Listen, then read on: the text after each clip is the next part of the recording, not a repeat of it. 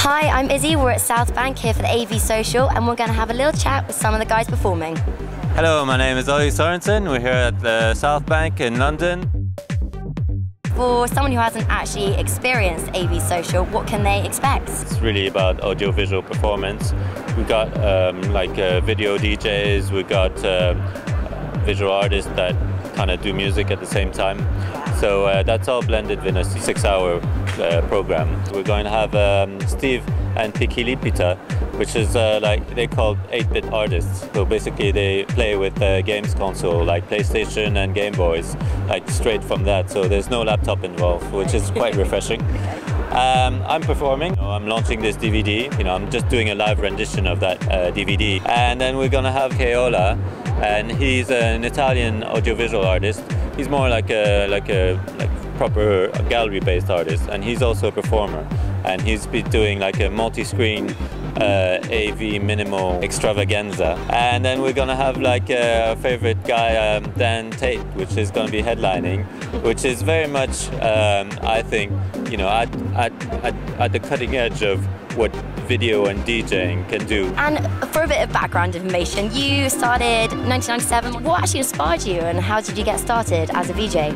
I was studying as a visual artist. I was doing a lot of video installation. I got really caught up into the club culture thing. I was really like a hardcore clubber. And the first thing was just to get myself into a club for free. I just handed in a VHS tape. At the time, VHS was high tech. And they actually approached me to just do a first live set. And I was just, yeah, okay, I'll just try it. And then, one thing led to another. And I became resident at Sona in Montreal, which was the club that Tiga owned.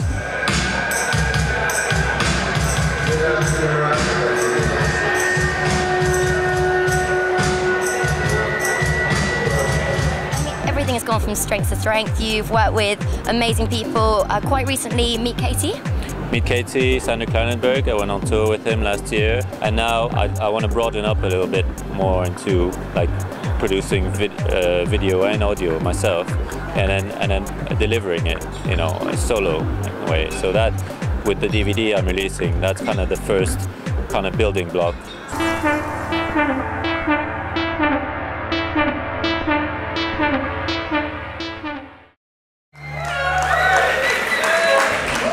We're in London at the BFI for the AV Social, and we're here with Steve, and you've just played here tonight. Who are you playing with, and how did it go? I was with Pikilipita, who's a French 8-bit visual, well, not 8-bit, a video game visual artist who uses a PS2 to create his own visuals.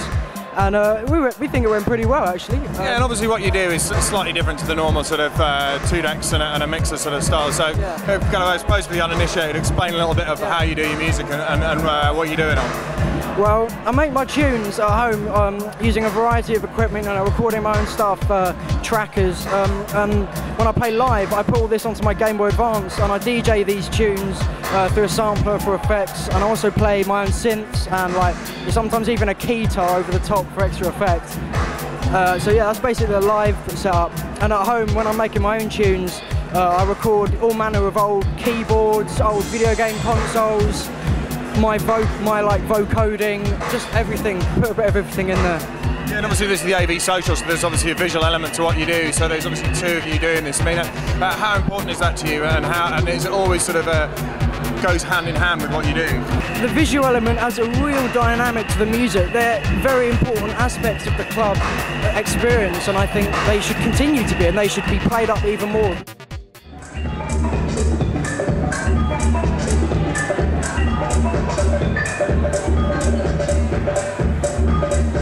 So David, what brings you here? I've been working in this field for quite a while. I mainly work as a video artist, doing installations and films, but I do have a project which involves like a sort of performative side, which is called Path to Abstraction, which basically is like a sort of pure visualization of sound. It's sort of inspired by the true visualization of sound itself, which is the waveform, and then it takes from that and it develops some sort of pretty complex mapping of different audio tracks, and is an ongoing collaboration with different musicians all over the world, from Odeon to Miracalix, from Warp Records to some people from Clang.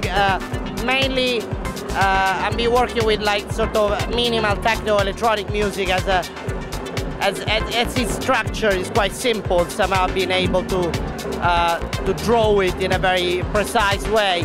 I've been doing some collaboration with Minus Records, with Hairtrop, with different people basically. That's great. We look forward to seeing them tonight. Thanks very much for speaking to us, Davide. It's been a pleasure. Absolutely, thank you.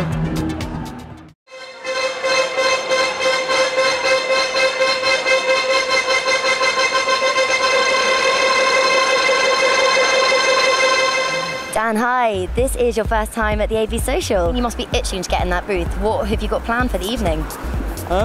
Well, it's a very different approach actually from a normal sort of DJ set that I normally do, because it's more focused on the visuals rather than the audio.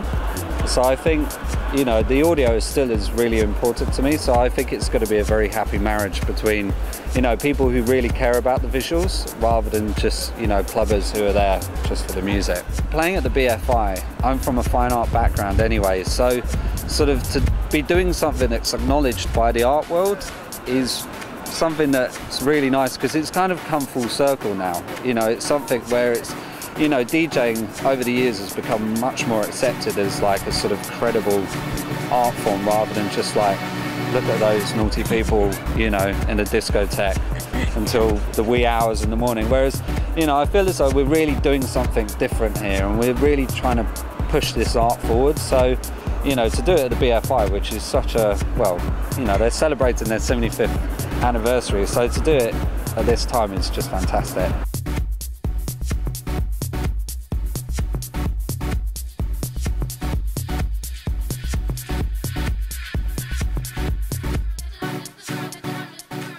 And are you using any, really special equipment tonight or anything you can tell us about?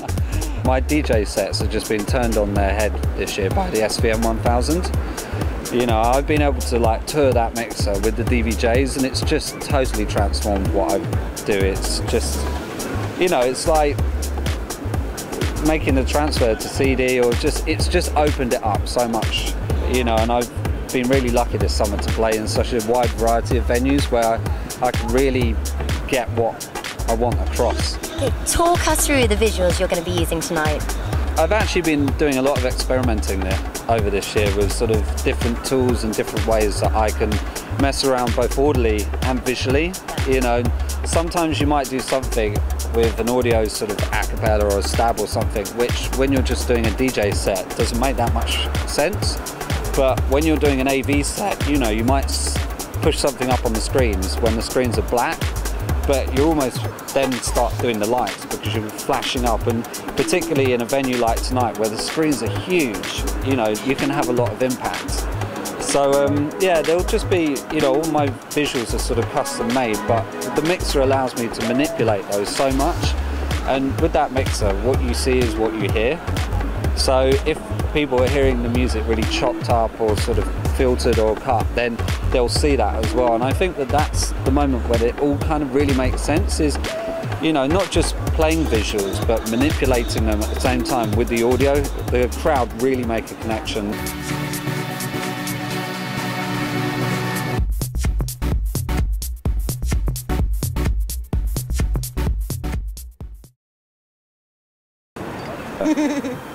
Peace out.